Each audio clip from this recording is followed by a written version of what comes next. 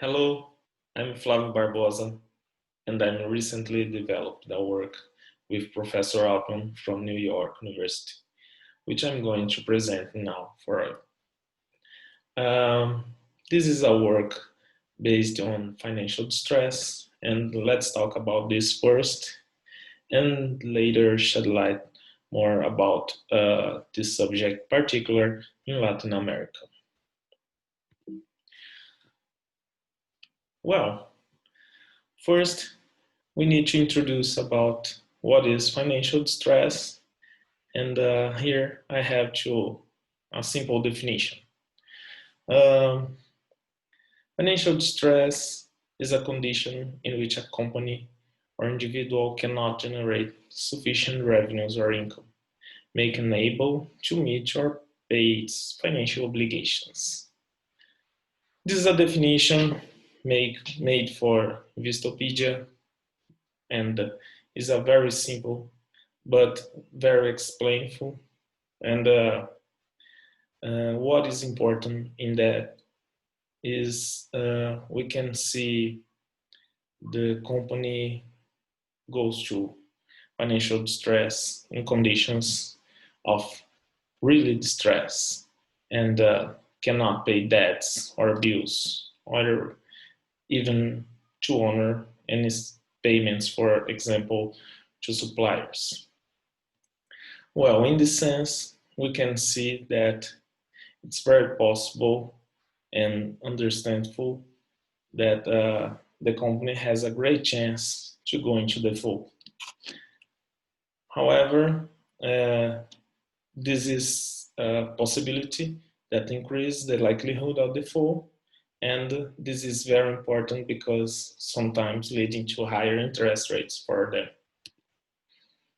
Okay, we have here some news about released by Bloomberg, and when the companies through government agencies used municipality bonds for cap some debt. And by the way, this is a market of almost $4 trillion. And in this news, they released that almost 50 bonds have defaulted, which is near to 50, $5 billion. Well, this is a very concern of everyone, and we can see by the S&P global default rates, which we have problems of the default rates in critical times, like for example the crisis of 2008. We see speculative grade. We have a very high default rate, and periods like 2019, the global rate is increasing again. So this is possible that this rate can increase again. So in Latin America, we can see the level of debt is increasing since 2008. We see many companies issuing debt securities, and just a little bit difference between the beginning of 2019 and in the first semester of 2019 we have a flat behavior. This is data from Fred, data bank, a database from Fed, and supported by and the source from the Bank of International Settlements, with data that means we see a lot of problems in this increasing so continuous. Another news we can highlight here is about this particular period of flat behavior in the beginning of 2019, because some investors, which is mentioned by Bloomberg again, but in the same period of May of 19, because some investors want to invest here in Latin America, but companies issue didn't issue any debt for investors. So this is a sign or making an evidence that Latin America is very important for a great people around the world. However, here I should mention the problem of Aeroméxico in the first semester of this year, when they have to distressed and present a requirement of $5 million for the company do not bankruptcy. But in this sense, this work think we have to avoid financial distress. But what we can do for that? The first thing is make some kind of predictions. And why predictions can help us? First, investors are interested in forecasting when a company going to distress, and because this can influence their decision making in many situations. Regulators and governments are interested in forecasting for developing more accuracy early warning systems and avoid big crisis or local crisis as well. Fund managers, which like to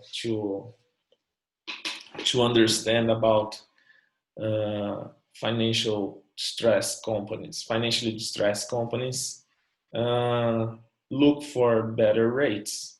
And if you have a good prediction about companies which have a better rating but seems to be financially distressed soon, this is important to capture some better returns in a short time.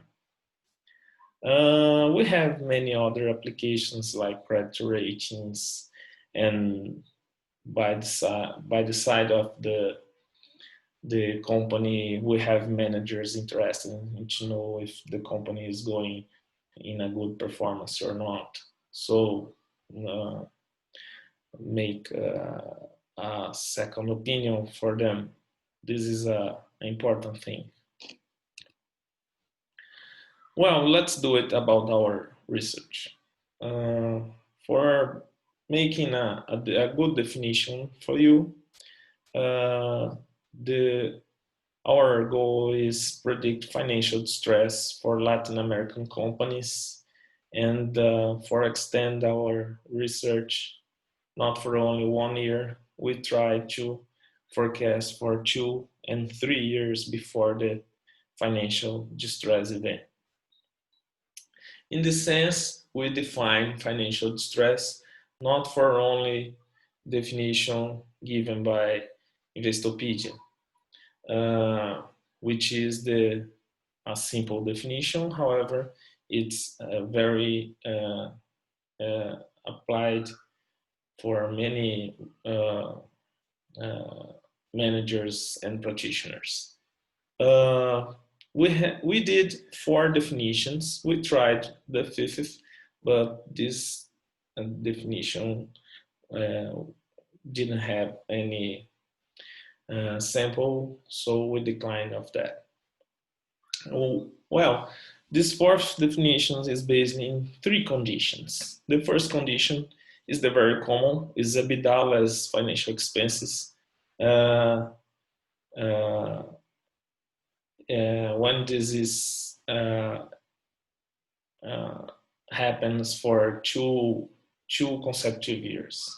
The second condition is based on market value, which is a view of the market. And we try to find when the market value falls for 2 years. And the third condition, which is a definition given by Professor Altman, is based on the negative net worth in the fiscal year in the just one fiscal year. Okay, so we have 4 definitions for financial distress as the dependent variable in our model. Here we have some cases to explain. 1 year prior to default, we have for the FD1 and FD2, the two first conditions, almost 20% of cases. And the 2 last conditions, we have a smaller sample. This is common because we have 2 conditions. We can see a Boolean definition. FD1 and FD2 is based in an OR organization. Instead, while FD3 and FD4, we have an AND condition. So this we can see the limited conditions for the application of our study. And for 2 and 3 years, we have a good sample. Of course, the data is limited for almost 20 years, so we don't have enough sample for 3 years or even 3 consecutive years. So in terms of process, we used logistic regression as a very well-known, it's a well-known statistical model, and random forest technique, which is an artificial intelligence model. And we use both for classifying a company year as financial distress, which we identified as 1, and otherwise we identify the company as 0. For that, we applied 25 financial ratios. For example, we have the 5th ratios used by Professor Altman in 1968. By the way, this model is very applied for many people in different situations and contexts. Since our data is unbalanced, we use this mode technique for balance our data, and we did that just in the training sample, of course, and for test sample we use the unbalanced data as we see in this weighted data for financially distressed companies and non-financially distressed companies. Well, for analyze our performance, we use overall accuracy, type 2 and type 1 errors, which are very good information about the since we have no unbalanced data. we have a possibility to analyze if our model is not biased for the sample size of non-financially distressed companies. And in the final of this presentation, we show some success and bad cases we find in this study. Okay, our first result, we can see here the accuracy performance of each model. We use LR for logistic regression and RF for random forest. And we have 3 bars for each model, for each definition, and for each period of stress. Okay, the first bar is for 1 year prior to default, and the last bar for each model, we have 3 years prior to default. We can highlight this particular, let's see if I can draw here. These bars, we have here a good performance for FD3 definition, which we can remember is the combination of and for both 2 conditions. And we have the first model of random forest for FD1, which we have or in the same situation.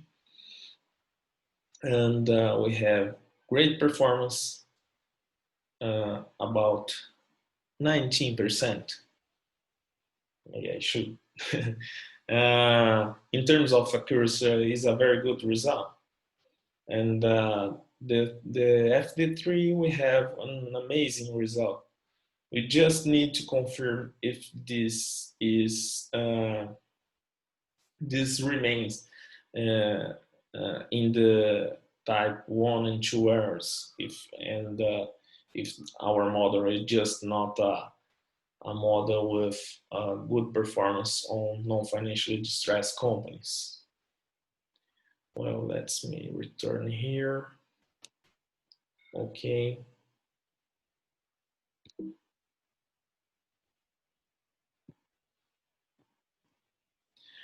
Well, type 1 and type 2 errors here is presented by this table.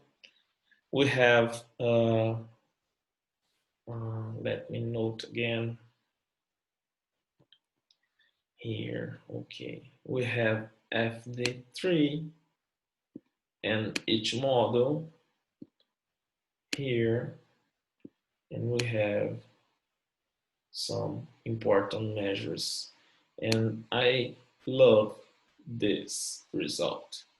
When we have 2 years prior to default, or sorry, to financially distress again, we have type 1 and type 2 errors quite similar, which shows that our model can predict financially distressed company as the same way as non-financially distressed companies. Well, in other words, we can see that the model is not biased for predict every company as non-financially distressed. However, for FD1, the model did not perform so well here in the 2 years prior to default. We have some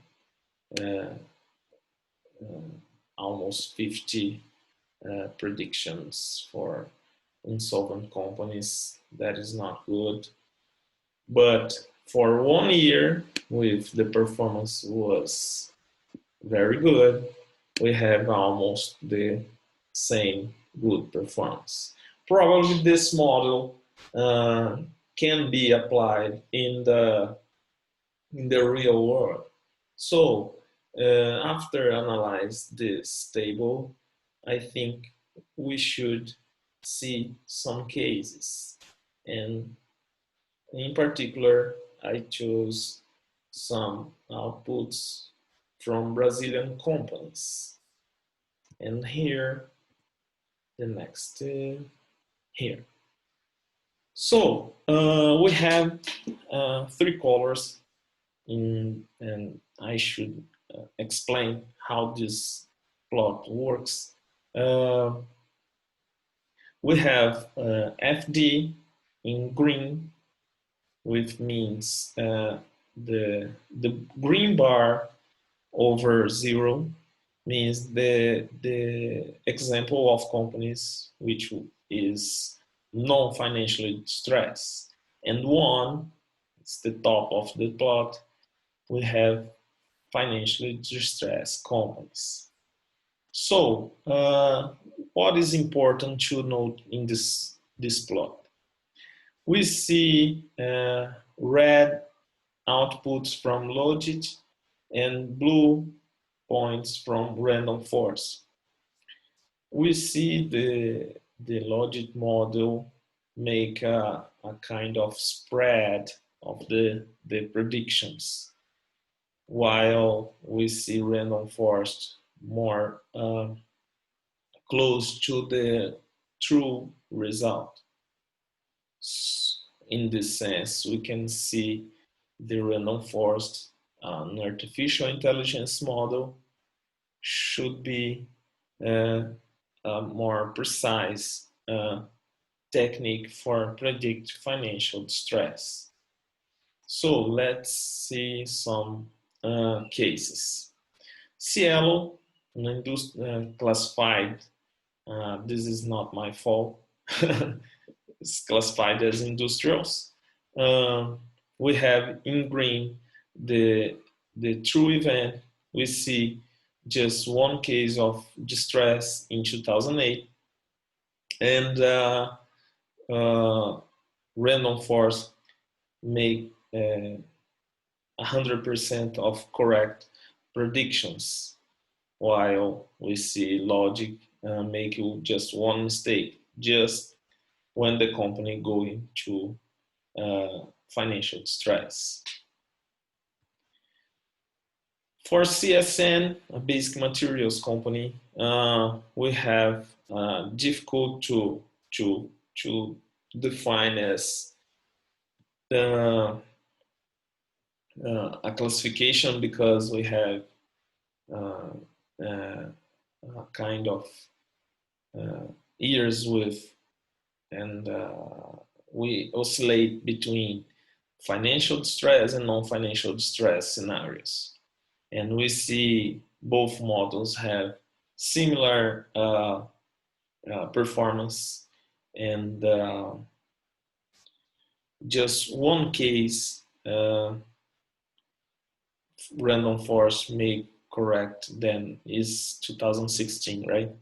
Make the correctly classification, and in 2014 both classified wrong,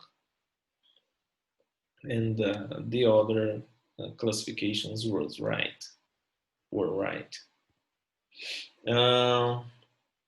For Gerdau basic materials, we have a great performance of random forest, and the logit model make all classifications as financially distressed. And the last 2 years, we have a decline in the probability of the outcome of probability, but in this situation, random forest means to be very good. The fashionable company for investors in the last years, the rock star, was Magazine Luiza, which we have the first 2 years in our data with financial distress event, and both was correctly classified by random forest, and Logit make one mistake. And the last 3 years, thanks God, both classified correctly. And probably with this definition, with this classification, the investors would be great results.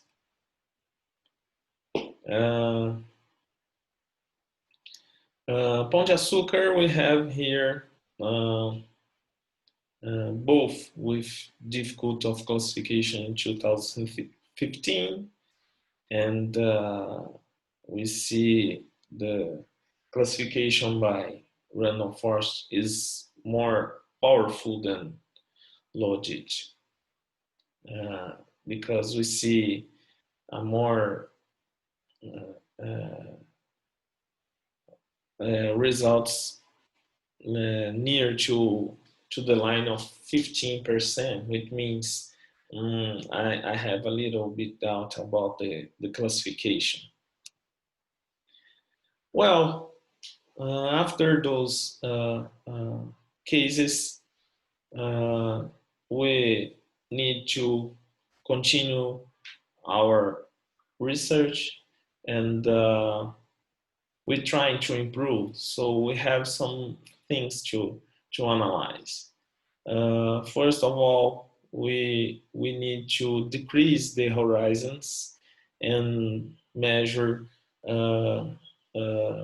the performance of our models in quarterly basis, and maybe for monthly basis.